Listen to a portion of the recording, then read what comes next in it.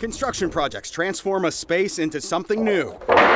But something old was hiding underneath the floor of this basement in Hoboken. It's not uncommon to bury stuff when you're doing construction. Anton David is on the job at 327 Washington Street. This Hoboken storefront was most recently a salon, not exactly where you'd expect to find 100-year-old bowling pins or a complete bowling alley. Once the smoke kind of settled, we realized that deep back there's some really cool stuff.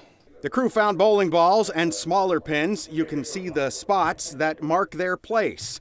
People have been stopping by to see for themselves. Anthony Romanos from next door. When I was a very young boy, the gentleman who had a huge garment company here, a coat factory, had always said to me there was a bowling alley down there. Many of these places were built in the late 1880s. You know there are going to be stories.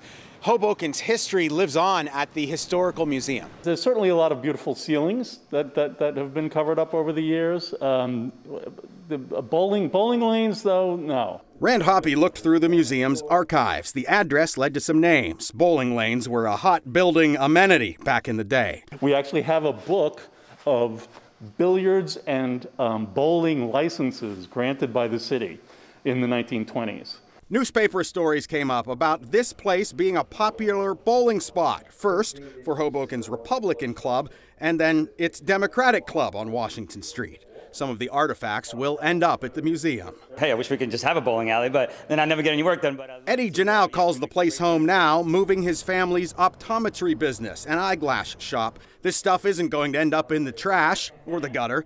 The old wood would make good furniture. Hoboken Custom Craft has drawn up plans. They specialize in reclaimed wood. We're really excited to be able to show that in the pins and the bowling alley. We're going to do some things with that, so we're really excited. The basement remodel will convert it into a storage and employee work area. Everybody will hear that story about how there once was a bowling alley here. In Hoboken, Greg Mocker, Pix 11 News.